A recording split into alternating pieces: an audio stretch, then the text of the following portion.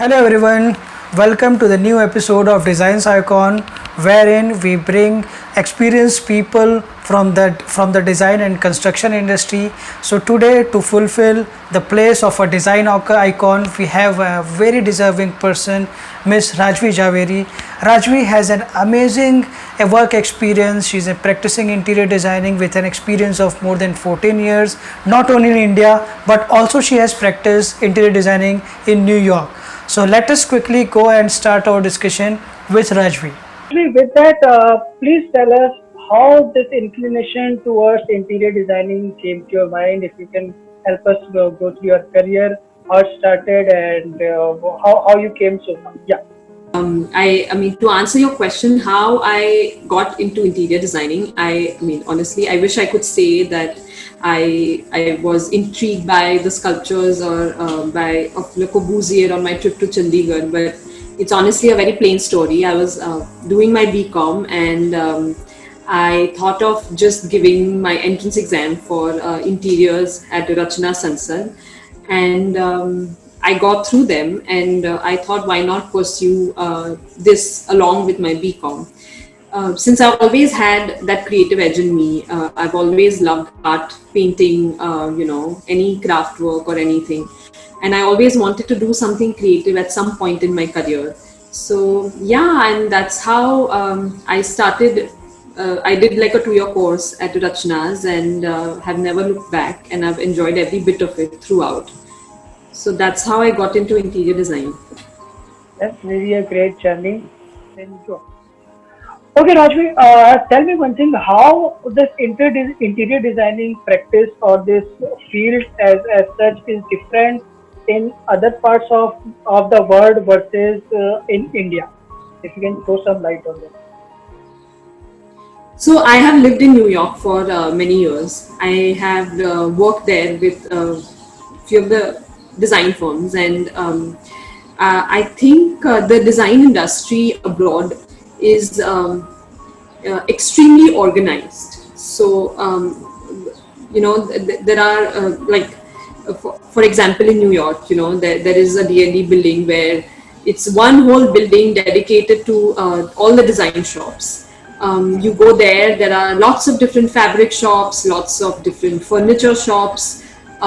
It's all there in one building. I mean, there's many such buildings or areas, but it's so organized that, your one trip with a client there will, make you kind of, you tick off that list so many things. The other is they have, most of their brands have a great online presence. Most of the brands there would have online website, will have e-commerce support to it, which is great. You can even order like a smallest of the thing sitting from your office. They also have very easy access to samples, be it from a soft furnishing to hard surfaces to even hardware finishes, everything, you name it, and they are happy to send you a sample, sometimes even overnight. They'll courier a sample to you overnight. So I think there is a great sampling services there. They have lots of great trade shows that happen throughout the year. And all of these great trade shows are amazing networking event. They are amazing to kind of know what's new in the market, who are the new vendors that have come on board, what are the new product launches. It's just an amazing source of information to kind of keep yourself updated with what's happening new in general in the market. So I think there are a lot more resources, I would say, abroad, which are much more easily accessible than out here. So Yeah, Rajvi, you did your diploma in which year? Like how long back? I guess 2006. 2006. So it's around 14 years of experience. overall. Yeah. Yeah, And when you came back to India from New York, in which year? about 4 5 years back. 4 to 5 years back. Okay, fine. Fine. Being an expert in the field of interior designing, what have been your three important philosophies to keep you evolving in this field? I always had that creative side in me. I was good at art and painting and all of it. So I always wanted to do something creative at some point in my life. And since I got through, so I thought, why not give it a try? And that's how I was introduced to the field of interior design. And I've never looked back. I have loved every bit of it since then. So I think it's very important to always keep learning, constant learning in form of, you can always learn about different topics like landscape design or lighting for residential interiors or, just like small aspect of how to style a particular space. It can be any topic, but I feel constant learning is very important. Second would be it's important to stay up to date with what are the new trends coming up in the market, what are the new product launches, or in general, what's happening new in design. There are plenty of design magazines that can give you that information, and we have few trade shows where uh, we can keep ourselves up to date if one keeps track of it. And the last would be, I guess, networking. It's extremely important to stay in touch with your vendors, your contractors, your design colleagues, in general, everybody that you've ever worked with, your clients, because they are the one who are going to play a big part in, spreading the word of mouth and getting you more work. So I would say those three are the three important things to kind of stay afloat. Okay, you add okay, yeah, yeah. So, having said that, like there are people, there are the young generation who pursue knowledge or a degree in interior designing. So, Correct. what is your take on it? Is this field more the grip of it is more into the practicing, or is it necessary to have theoretical knowledge of the field and then take a plunge into the actual projects? Because I believe projects, obviously handling the project is a very serious matter and it involves a lot of expertise. So what is your take on that? I feel they both are equally important. It's very important to get the educational background from the studies part, but study books don't teach you, what actually happens on site. That is something you will learn as and how you progress through your projects and all of it. And the practical part of it you will learn on site. But having said that, I think the base is formed in form of what books teaches you. So I guess both are equally important. It's important to get a degree, and then I would say like one should work with design firms, and that's where you will actually get to experience the site work and learn basic details and progress from there on. So while you were practicing this field, what major challenges you faced, and how you kind of how you kind of got solution about it around it? How, if you can explain via some examples, because this is a bit of technical field, and I'm sure there may be challenges which you can recall, and you can, if you will be really happy to if you can share some of them. Well, every project has its own set of challenges. Honestly, every project teaches you so much in many different ways. Early on, as you are starting out, there would, you would come across a lot more than as you progress through your career. I mean, because you've learned so much from your past projects. I mean, I honestly, as I said, every project has its own set of challenges. But I feel the biggest challenge that every project would face is the timelines. it's important to deliver to the timelines that have been promised. And there are several factors that would play part why a particular thing is getting delayed. But I think the biggest challenge is to, keep the project on track, keep it as per the schedule that has been submitted to the client, and make sure that, nothing kind of moves away from it. So, having said that, what do you think are important concerns from a client point of view? Like when they wish to have their interiors done, what are their important concerns? Two or three important concerns of them. I mean, timeline and the budget, I guess, are the two important concerns that any client would have. The budget that they have shared with the designer from day one, I guess, should be kept in mind. Any escalation to that should be pointed out early on, so that you avoid at a conversation at a later stage. And I guess timeline, because every client wants to move into their dream home at the end. I mean, that's what they've been looking for. There's a lot of hard work from I guess everybody who's part of that project goes in, and it's important to deliver a project up for the timeline that's been promised. So I would say the two important things are the budget and the timeline. I mean, apart from design, of course, design is also equally important, but I guess every designer is going to do a great job at design.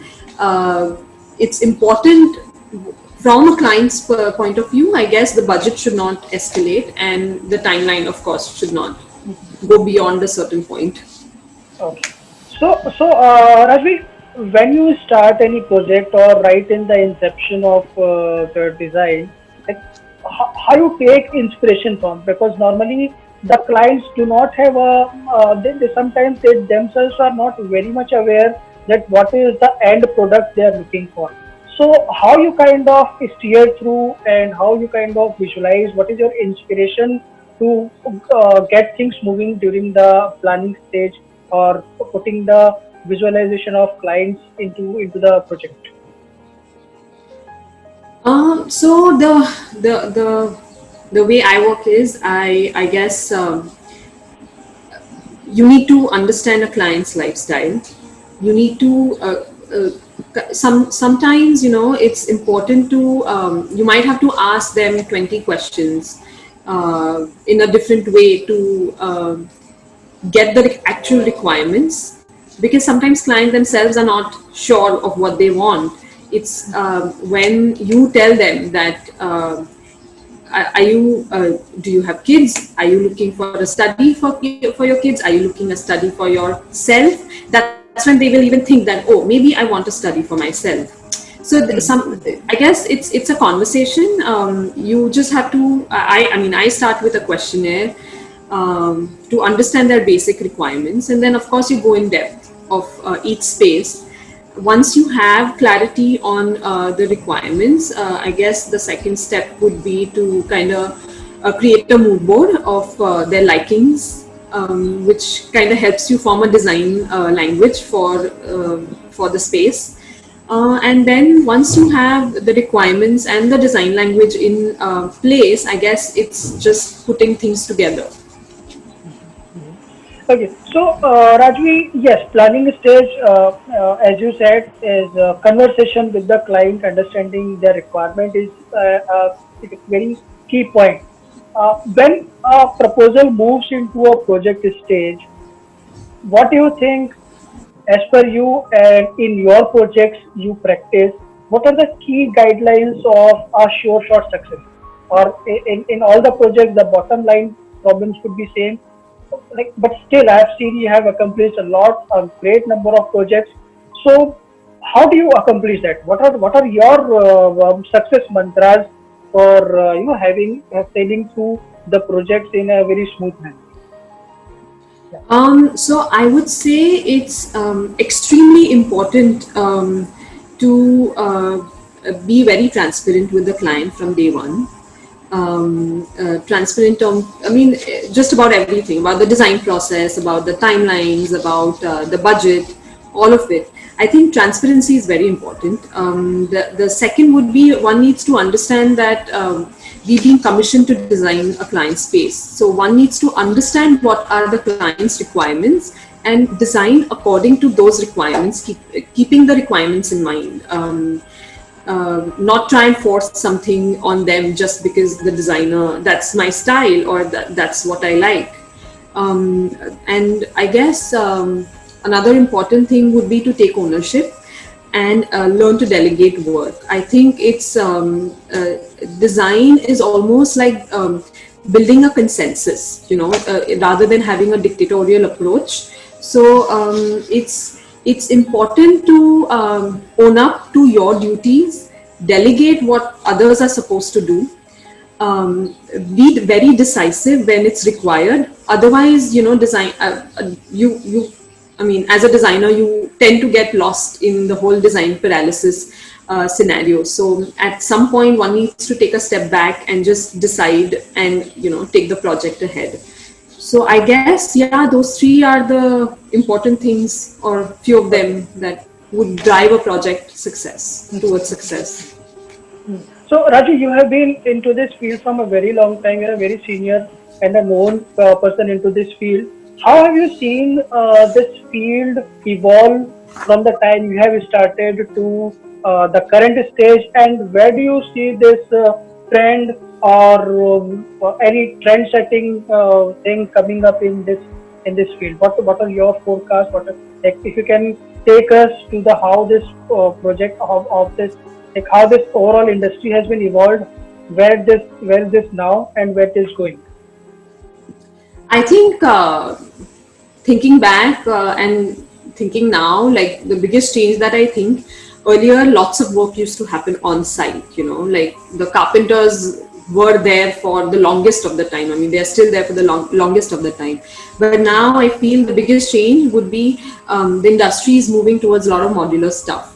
So a lot of a lot of furniture are being made in the factories, and they just come to the site for assembling towards the end of the project, which kind of makes it a lot more easier for everybody, because other teams can work in parallel and finish the other part, and it's less stressful for the clients, I would say, as stuff is getting made in the factory and they just come for the installation. I guess you are able to achieve much a faster timeline because of things not being made on site.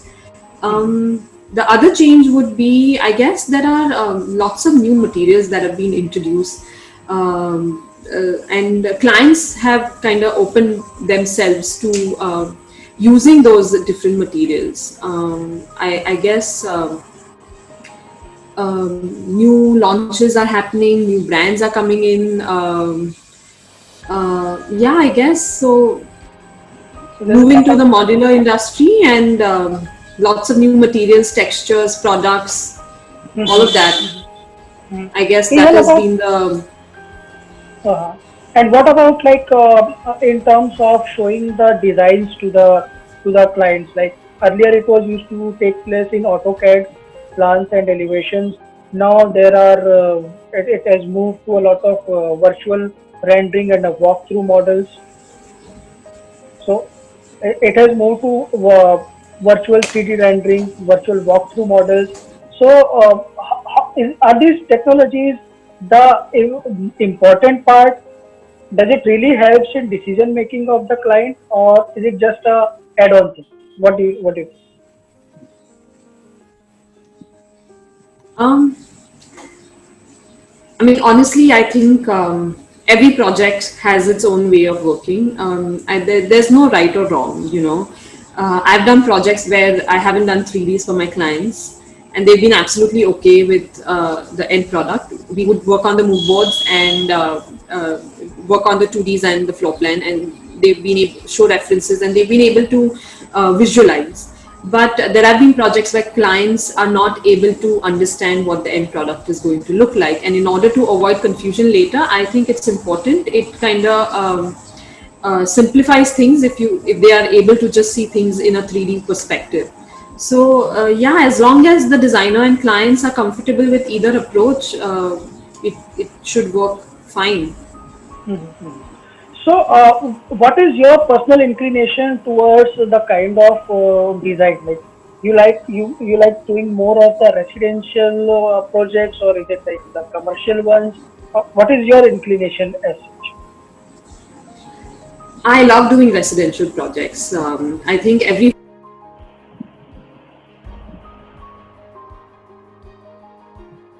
boy understanding that story and helping or adding helping a client live in that dream space that they've always imagined for themselves. So I have I mean, having said that, I have also enjoyed working doing institutional projects or commercial spaces, but I guess I love residential interiors. Yes. Okay. When it comes to interior designing, we see there is a lot importance of the shapes, like how you are using, how the different kind of shapes are being used in the interior stuff. What do you feel? How does the idea of using those shapes come up? Is it like completely abstract, or is it driven by some concept or some principles? So yeah, shapes are very important, and I guess it's important to understand the geometry of every home that you are designing.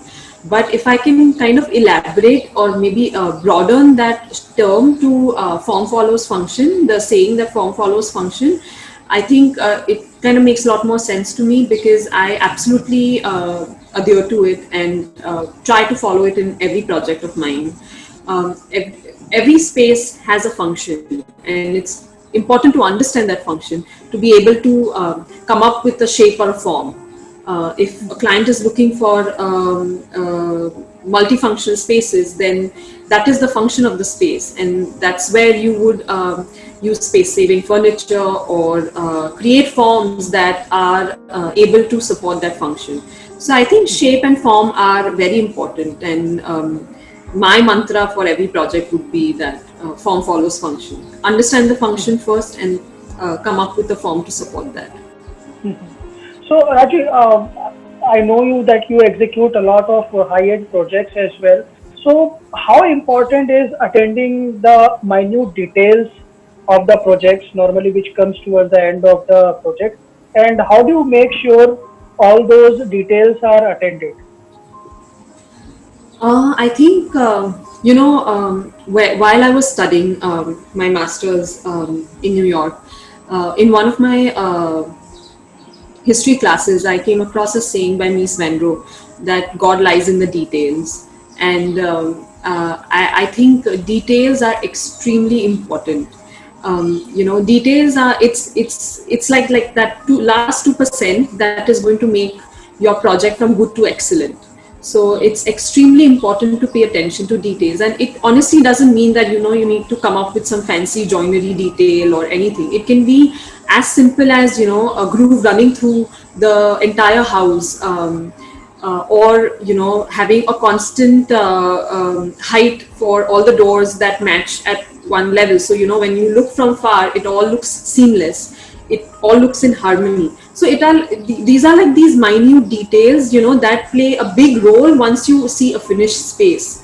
And I think I mean, how I make sure that they are attended is always once you finish designing the project, close your eyes and just visualize the space, or just take a step back from the drawing board and try and walk through the space, is when you will kind of understand that maybe I'm missing something here, or maybe I need to work on this area a little bit more to make sure that it blends in the other spaces. But yeah, I think details, as I said, the Right. last 2% extremely important. Implemented. Okay.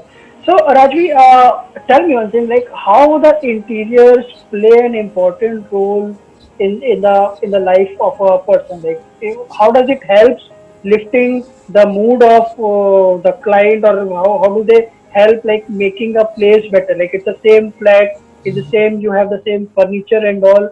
How does putting all these minute details and thinking and putting all the things in a broader perspective help a person who is getting his flat or any space getting renovated? How does it help them psychologically, if I could put it this. I mean, I guess honestly, like one needs to understand that a house needs to become a home. It's and whatever a designer can do to make that house, which is like a structure home, which is home is a space where family eat meals together, they watch TV together, you create memories there, be it in form of paint or artwork, or shrine of the god that they worship, or a little corner for their hobby, etc. All of this is going to end up helping that space become translate into a home, and eventually I guess it's just going to have a positive impact, create a lot of positive energy around it, create a very stress-free environment, which is I guess extremely important in this crazy life of Mumbai or anywhere, I would say.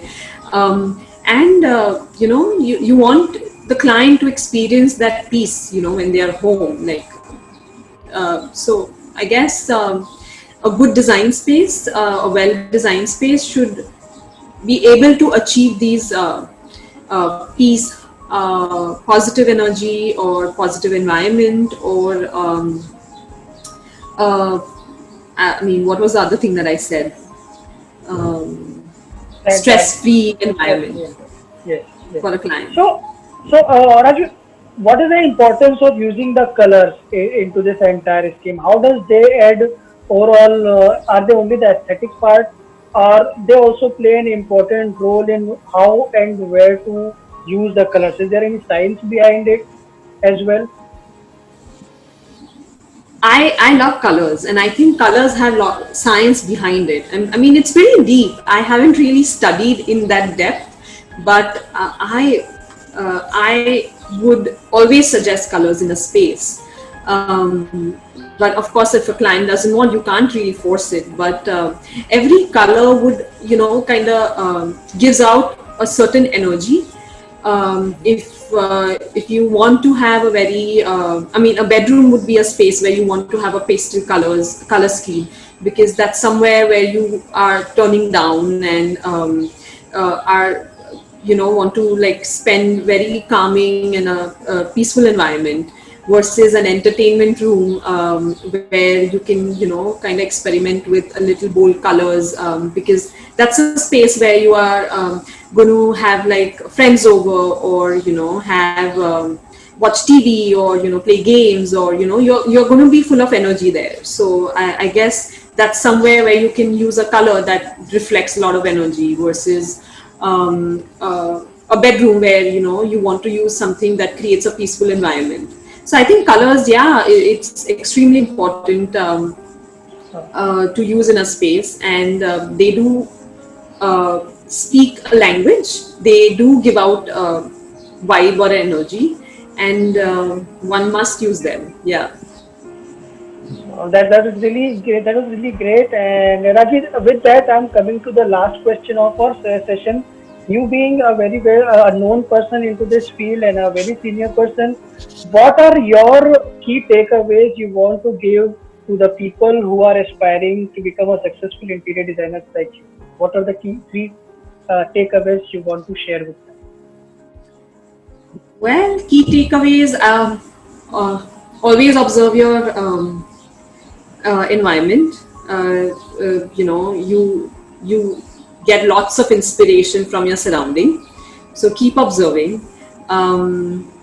Network, it's extremely important to network, and I guess pay attention to minute details when you're going out for dinner at a restaurant, or when you're shopping around, just kind of paying attention to details and observing, and will kind of help you define a language for yourself at some point. And yeah, like study hard and get some experience with a design firm and go for it. That's really some really piece of words of wisdom from you. And I'm really, really sure that people who will be seeing this will really learn a lot. The people who will be aspiring for for becoming an interior designer. There are a lot of things we shared in this platform. And Rajvi, thanks a lot for taking out time and sharing your ideas with us. And thanks a lot for being with us on this platform. Yeah, thanks a lot.